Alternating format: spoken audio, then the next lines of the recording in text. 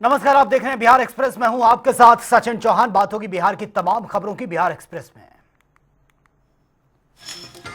मुख्यमंत्री नीतीश कुमार ने गांधी मैदान में महात्मा गांधी को पुष्पांजलि अर्पित की है। मौके पर राज्यपाल समेत कई नेता भी मौजूद रहे।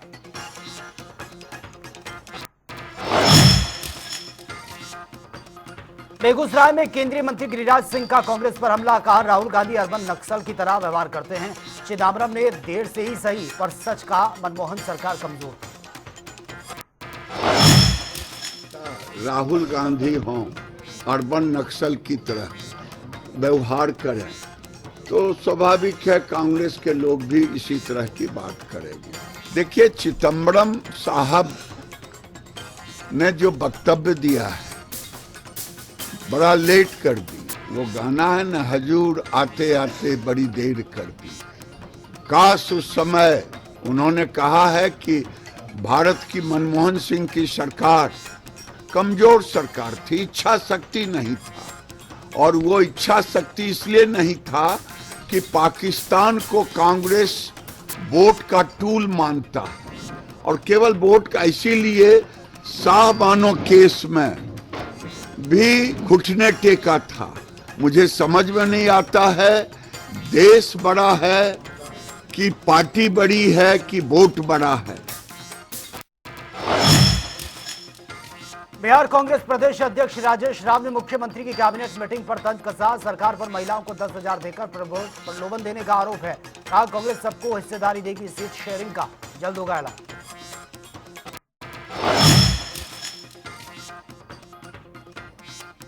ले रहा है कोई भी तो चुनावी वर्ष में बहुत से फैसले जो है वो महिलाओं को लेकर के या किसी भी विषय पर जो फैसला आज लेने वाले होंगे या लेंगे महिलाओं के फेवर में, तो मेरा सवाल ये है कि 20 साल से सत्ता में पहले ये सब फैसला क्यों नहीं? खास करके ममता दीदी, आशा दीदी, आजीविका और आंगनबाड़ी सेविका, रसोईया, इन लोग के फैसले वेतन पर क्यों नहीं?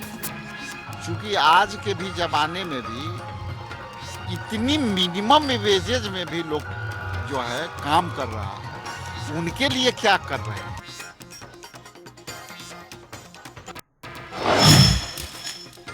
बिहार बीजेपी प्रदेश अध्यक्ष डॉक्टर दिलीप जायसवाल ने किशनगंज के रोहिधासा दुर्गा पूजा मंडप का किया दौरा। पूजा अर्चना में हिस्सा लिया और विजयदशमी पर प्रदेशवासियों को बधाई दी, साथ ही स्वस्थ और विकास की कामना की। आज पूरे देशवासियों को, इसको इधर रखो ना, बिहार प्रदेश के सभी नागरिकों को इस पर रखो, दशमी की हार्दिक शुभकामनाएं। भगवान माता दुर्गा से प्रार्थना है कि सभी लोग स्वस्थ रहें, खुश रहें और सभी लोग जो है विकसित भारत का सपना को साकार करने के लिए और भारत को नए भारत के रूप में आगे बढ़ाने के लिए।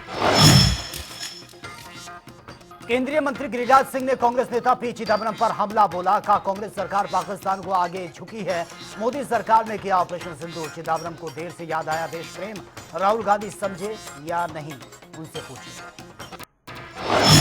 कांग्रेस की सरकार, यूपीए सरकार जो थी वो कमजोर सरकार थी। पाकिस्तान के आगे घुटना टेकने वाली सरकार थी। और चिदम्बरम साहब को बहुत दिन के बाद याद आया देश के प्रति प्रेम। अगर देश पर आतंक हो, अगर मोदी की सरकार होती, मोदी जी की सरकार, वही करते जो अभी ऑपरेशन सिंदूर में करते। लेकिन चिदम्बरम साहब, बहुत देर हो गई आपको ये बातें कहने में। राहुल गांधी को समझ में आया कि नहीं, ये जरा पूछ लीजिए।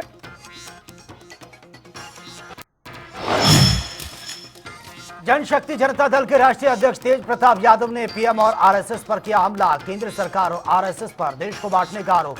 कहा, मोहम्मद लिखने वालों की गिरफ्तारी गलत, मेरे पास भी कुरान शरीफ है, मुझे भी गिरफ्तार करो। धर्म का कदर करना चाहिए। कुरान शरीफ मेरे पास भी है, तो आके गिरफ्तार कर ले। आप मोहम्मद बोलेंगे? मोहम्मद प्रॉफिट को हम मानते हैं, सभी धर्म को हम मानते हैं, राम को भी मानते हैं, सभी धर्म को हम मानते हैं, सब लोगों को लेकर के हम चलने का काम करते हैं।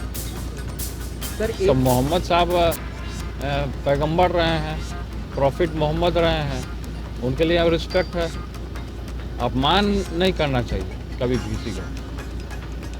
तो ये देश दुनिया कहाँ जा रहा है, कौन किधर ले जा रहा है, किसके सरकार में जा रहा है, ये भली भांति पूरी समाज देख रही है कि किस तरीके से किसका शासन में, केंद्र की शासन में जब मोहम्मद साहब को लोग आई लव बोल रहा है तो उसको गिरफ्तार किया जा रहा है। तो क्या सोच हो गया, क्या मानसिकता हो गया है देश का।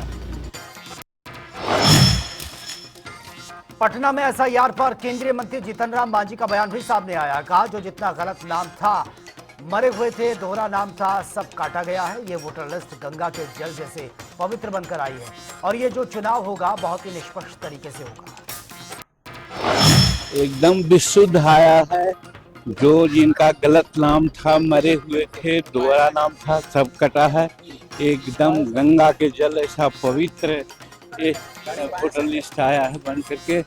और इस वाला इलेक्शन होगा, बहुत बढ़िया इलेक्शन होगा, जिसको कह सकते हैं हम लोग कि निष्पक्ष चुनाव होगा।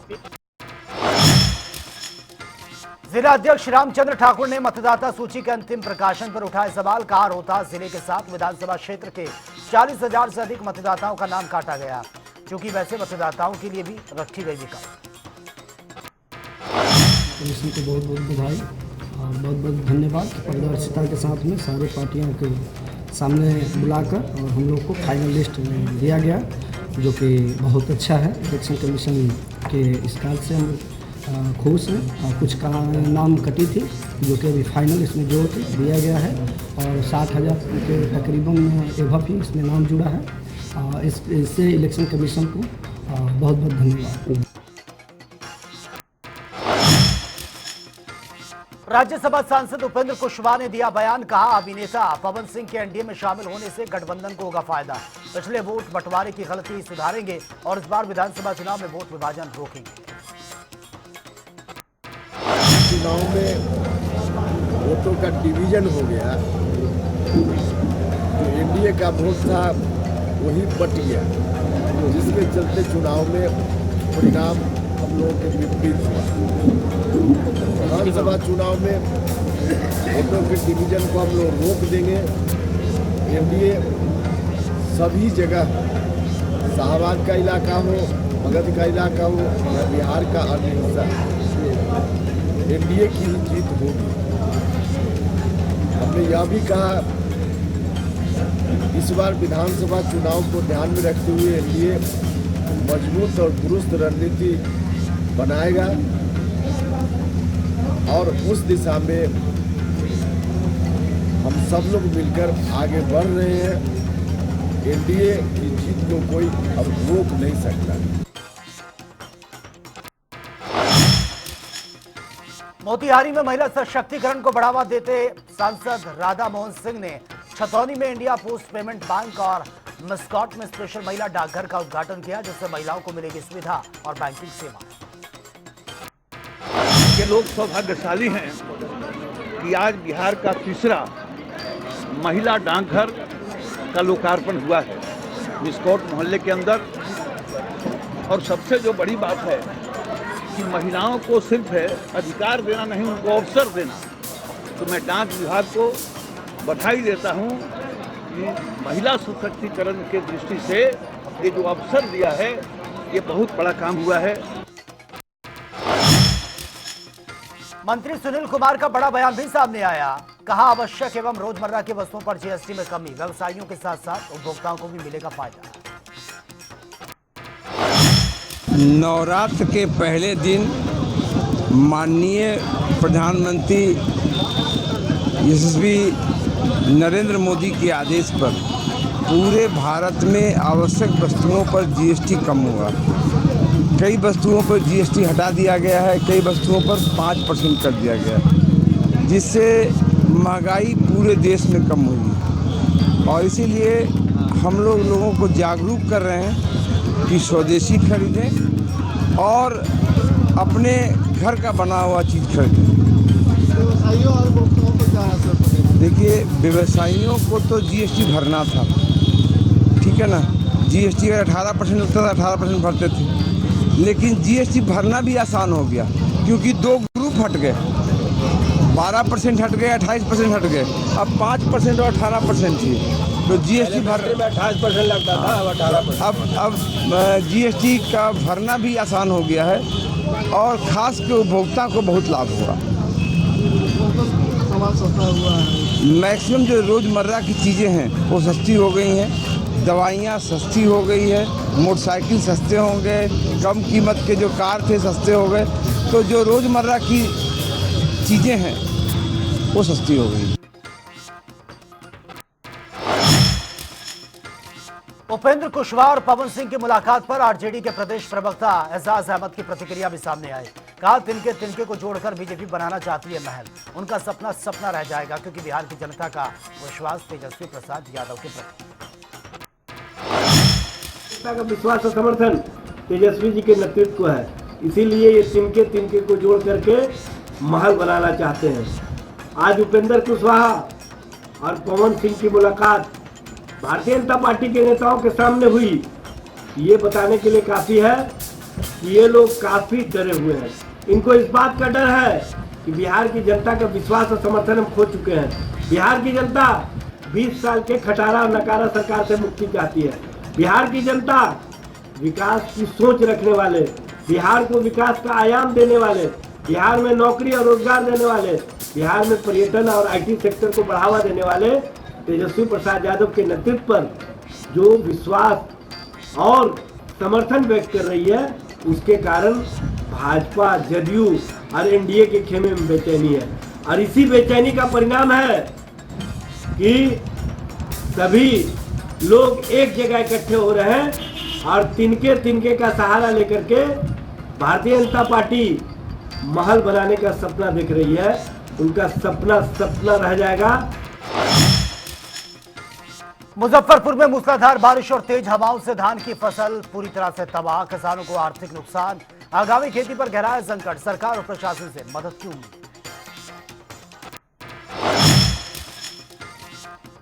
बगहा के 22 गांव में ग्रामीणों ने कैंडल मार्च कर बुनियादी सुविधाओं की कमी पर जताया विरोध, कहा चुनाव बहिष्कार का संकल्प लिया। गोपालगंज में युवती के साथ छेड़खानी का मामला, विरोध पर मां बेटी पर चाकू से किया जानलेवा हमला, दोनों जख्मी अस्पताल में भर्ती, जांच में जुटी है पुलिस। जमुई में मुख्यमंत्री महिला रोजगार योजना में अवैध वसूली का आरोप, जीविका दीदियों ने विरोध कर डिप्टी सीएम रीता कुमारी पर कार्रवाई की मांग की है। सीतामढ़ी में आकाशीय बिजली गिरने से मासूम की मौत, दुर्गा पूजा का मेला देखने के लिए घर से निकला था मासूम।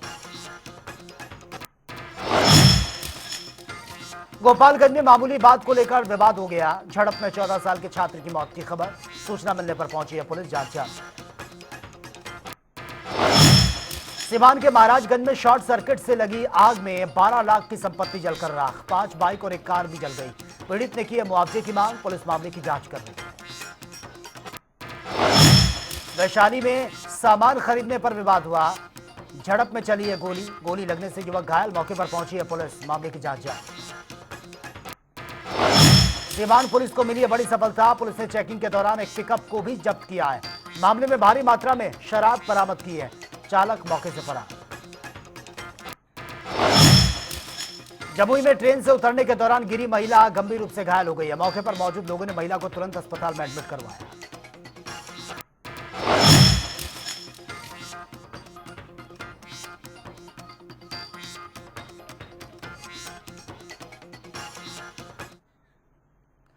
चलिए खबरों में आगे बढ़ते हैं। बिहार में चुनावी बिगुल बजने से पहले मुख्यमंत्री नीतीश कुमार ने एक बार फिर से कैबिनेट की मीटिंग ली है। माना जा रहा है कि कैबिनेट मीटिंग में सीएम नीतीश कुमार का बड़ा फैसला वो ले सकते हैं। दरअसल विधानसभा चुनाव की घोषणा से पहले नीतीश कुमार की यह कैबिनेट मीटिंग क्यों इतनी इंपॉर्टेंट है, ये रिपोर्ट एक बार देख लेते हैं।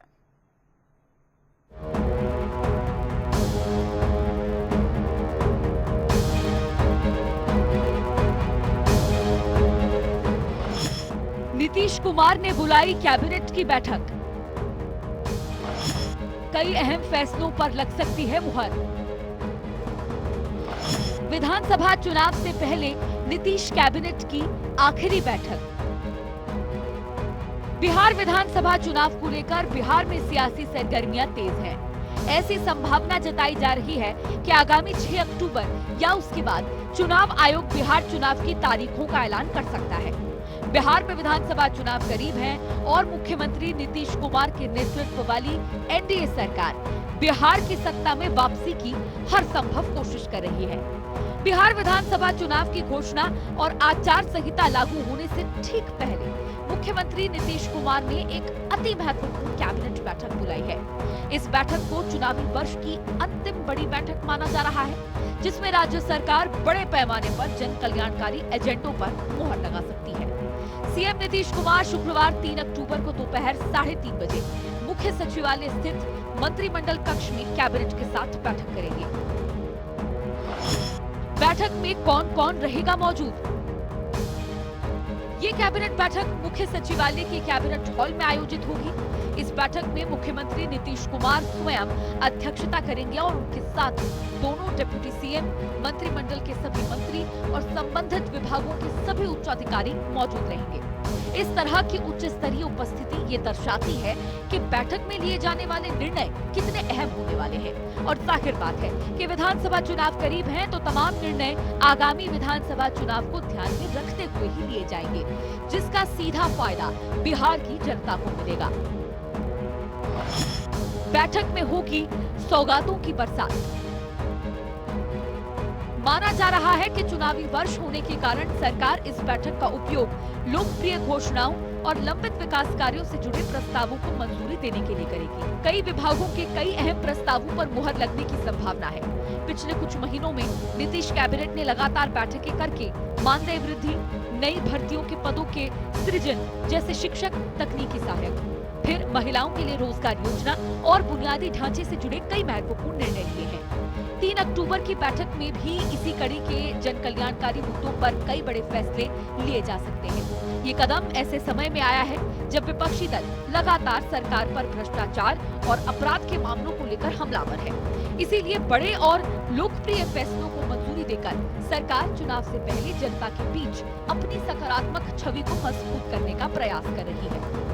बिहार में नीतीश सरकार की योजनाओं और बजट को लेकर नेता प्रतिपक्ष लगातार सवाल खड़े कर रहे हैं। इस बीच चुनाव की तारीखों की घोषणा से ठीक पहले नीतीश कैबिनेट की ये बैठक बहुत महत्वपूर्ण है। अब ये देखना दिलचस्प होगा कि आचार संहिता लागू होने से पहले सीएम नीतीश कुमार राज्य की जनता के लिए कौन कौन सी अंतिम सौगातें लेकर आती है। ब्यूरो रिपोर्ट, जनता टीवी। और भोजपुरी स्टार पवन सिंह की बीजेपी में वापसी हो गई है, लेकिन पवन सिंह को बीजेपी में वापसी करने के लिए पहले उपेंद्र कुशवाहा से सुलह करनी पड़ी।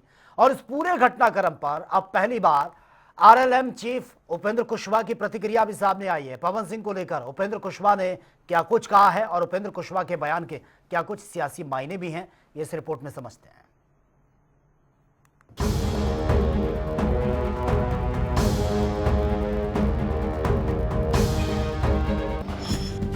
पवन सिंह की बीजेपी में वापसी पर उपेंद्र कुशवाहा का बड़ा बयान।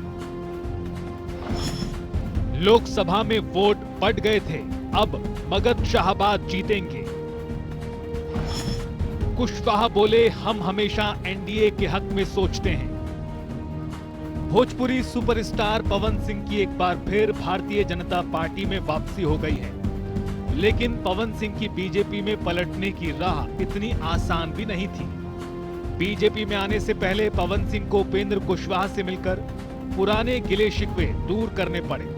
उसके बाद उनकी मुलाकात अमित शाह और जेपी नड्डा से हो सकी और भारतीय जनता पार्टी में आने का उनका रास्ता साफ हो पाया।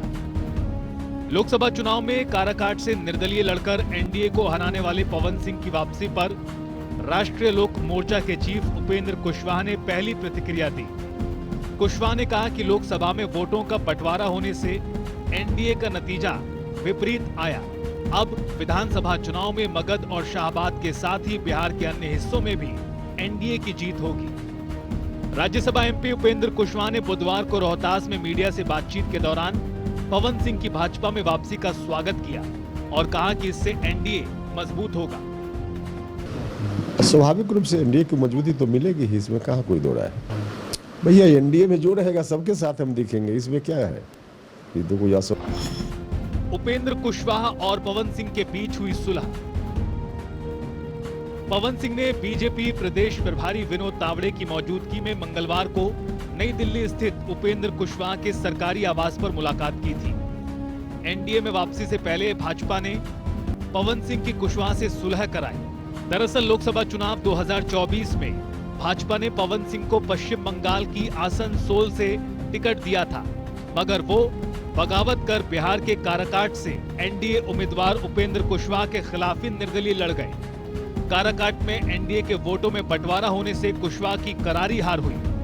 पवन सिंह के निर्दलीय लड़ने का असर काराकाट ही नहीं बल्कि मगध और शाहबाद क्षेत्र की अन्य सीटों पर भी हुआ। राजपूत वोट एनडीए से छिटक गया और इन क्षेत्रों में एनडीए को हार का सामना करना पड़ा था। बिहार विधानसभा चुनाव से पहले पवन सिंह की एक बार फिर बीजेपी में वापसी हो गई है। एनडीए के लिए अच्छी बात यह है कि पवन सिंह की वापसी को उपेंद्र कुशवाहा भी एनडीए के लिए अच्छे संकेत बता रहे हैं। कुल मिलाकर बीजेपी ने मगध शाहबाद क्षेत्र में कुशवाहा और राजपूत वोटों का बिखराव रोकने के लिए बड़ा सियासी दांव चला है। चुनाव में दांव कितना कामयाब होगा ये तो चुनाव के नतीजों के बाद ही स्पष्ट होगा, लेकिन इतना तय है कि इस बार मगध शाहबाद क्षेत्र के लिए एनडीए ने विशेष तैयारियां की है। ब्यूरो रिपोर्ट, जनता टीवी। बिहार में कभी भी विधानसभा चुनाव का बिगुल बज सकता है। सूबे में राजनीतिक हलचल चरम पर है और सियासी समीकरण लगातार बदल रहे हैं। एसआईआर के बाद अब अंतिम मतदाता लिस्ट जारी हो चुकी और इसी बीच सी वोटर ने जो है अपना ताजा सर्वे के नतीजे जारी कर दिए हैं और इस सर्वे में क्या कुछ सामने आया है वो जानने के लिए रिपोर्ट एक बार देख लेते हैं।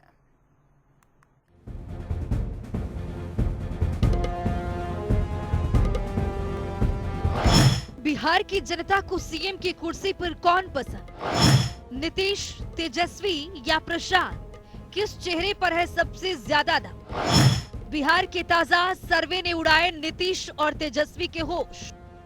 बिहार की राजनीति हमेशा से चेहरे और गठबंधनों के इर्द गिर्द घूमती रही है। विधानसभा चुनाव 2025 में भी सवाल यही है कि आखिर जनता किसे अगले मुख्यमंत्री के तौर पर देखना चाहती है और इसी को लेकर सी वोटर ने फरवरी, जून, अगस्त और सितंबर 2025 में अलग अलग सर्वे किए। ताजा सर्वे में जो नतीजे सामने आए उन्होंने बिहार का सियासी तापमान और बढ़ा दिया है। ताजा सर्वे के मुताबिक ये चुनाव एनडीए बनाम इंडिया गठबंधन के साथ साथ स्वतंत्र चेहरे प्रशांत किशोर के लिए भी बड़ा अवसर साबित हो सकता है, क्योंकि सर्वे के मुताबिक पिछले कुछ महीनों में प्रशांत किशोर की लोकप्रियता में सबसे ज्यादा उछाल आया है, जो ना ही नीतीश कुमार और ना ही तेजस्वी यादव या यूं कहें कि एनडीए हो या इंडिया गठबंधन, दोनों ही के लिए अच्छे संकेत नहीं है। क्या बिहार में किंग मेकर बनेंगे प्रशांत किशोर? लगातार बढ़ रही सी वोटर सर्वे का सबसे बड़ा सरप्राइज पैकेज प्रशांत किशोर रहे हैं, क्योंकि बिहार में नीतीश कुमार और तेजस्वी यादव जैसे चेहरों की मौजूदगी के बावजूद पीके की लोकप्रियता लगातार बढ़ती जा रही है। फरवरी में 15% लोगों ने प्रशांत किशोर को सीएम के रूप में पसंद किया था। जून में ये आंकड़ा 16% हो गया है और अगस्त में 22%, सितंबर में सीधे 23% तक पहुंच गया है और उनकी लगातार बढ़ती लोकप्रियता इस बात की ओर इशारा करती है कि जनता उन्हें एक विकल्प के तौर पर देख रही है। उनकी रणनीतिक सोच और नए राजनीतिक प्रयोग शायद बिहार की राजनीति में उन्हें मजबूती से स्थापित कर सकते हैं। सर्वे में नीतीश कुमार और एनडीए के चेहरे। नीतीश कुमार बिहार की राजनीति का सबसे बड़ा चेहरा रहे हैं, लेकिन सी वोटर सर्वे के आंकड़े बताते हैं कि फरवरी 2025 में जहां 18% लोग उन्हें सीएम के रूप में पसंद कर रहे थे, वहीं जून में ये आंकड़ा घटकर 17% पर आ गया है। अगस्त में उनकी लोकप्रियता 15% तक गिर गई है और सितंबर में हल्की बढ़ोतरी के साथ 16% पर पहुंची। एनडीए के एक और प्रमुख चेहरे चिराग पासवान फरवरी में सिर्फ 4% लोगों की पसंद थे, लेकिन जून में उनका समर्थन बढ़कर 10% हो गया। अगस्त में ये थोड़ा घटकर 9% पर पहुंचा और सितंबर में फिर 10% पर रहा। हालांकि एनडीए के कई नेता और खुद चिराग पासवान ये बात स्पष्ट कह चुके हैं कि अगर एनडीए बिहार में वापसी करती है तो नीतीश कुमार ही एनडीए के सीएम रहेंगे। लेकिन सर्वे के आंकड़े बताते हैं कि चिराग पासवान फिर भी काफी लोगों की पसंद है। तेजस्वी लगातार सबसे आगे। हालांकि तेजस्वी यादव महागठबंधन के सीएम फेस होंगे या नहीं, इस बात की अभी तक आधिकारिक घोषणा नहीं हुई। लेकिन बिहार सर्वे के मुताबिक तेजस्वी यादव सीएम फेस के लिए लगातार लोगों की पहली पसंद बने हुए हैं। तेजस्वी यादव फरवरी 2025 में 41% लोगों की पहली पसंद थी। हालांकि जून में ये गिरकर 35% पर आ गया है और अगस्त में 31% तक नीचे चला गया। सितंबर में एक बार फिर उनकी लोकप्रियता 36% तक पहुंच गई है। राजनीतिक विश्लेषकों का मानना है कि उनकी वोट अधिकार यात्रा, बिहार अधिकार यात्रा जैसी राजनीतिक सक्रियता ने उनके ग्राफ को फिर से ऊपर किया। तेजस्वी यादव का बढ़ता जनाधार ये भी बताता है कि बिहार की राजनीति में युवाओं और बदलाव चाहने वाली जनता का झुकाव अब भी उनके पक्ष में है। बिहार में सीएम फेस के तौर पर तेजस्वी यादव लगातार जनता की पहली पसंद बने हुए हैं। लेकिन फरवरी से लेकर सितंबर तक सिर्फ प्रशांत किशोर एक ऐसा चेहरा है जिनकी लोकप्रियता लगातार बढ़ती जा रही है। प्रशांत किशोर ने बिहार की राजनीति को बहुत दिलचस्प बना दिया।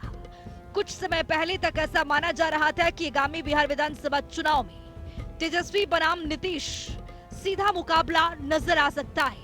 लेकिन प्रशांत किशोर ने बिहार के रण को त्रिकोणीय बना दिया है। अब देखने वाली बात ये होगी कि प्रशांत किशोर की बढ़ती लोकप्रियता चुनाव के समय उनके कितने काम आती है। विधानसभा चुनाव के नतीजे आने के बाद प्रशांत किशोर किंग साबित होते हैं या किंग मेकर, या फिर बिहार के चुनावी मैदान में सिर्फ एक खिलाड़ी मात्र बनकर रह जाएंगे, ये तो आने वाला समय बताएगा। लेकिन फिलहाल प्रशांत किशोर ने एनडीए और महागठबंधन सभी की चिंताएं जरूर बढ़ा दी है। ब्यूरो रिपोर्ट, जनता टीवी।